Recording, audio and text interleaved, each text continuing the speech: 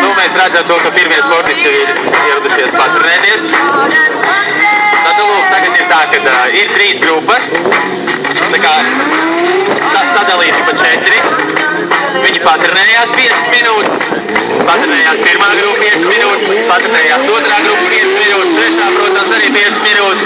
Tad minimāla pauzīte, un tad mēs sāksim arī finālu braucienu.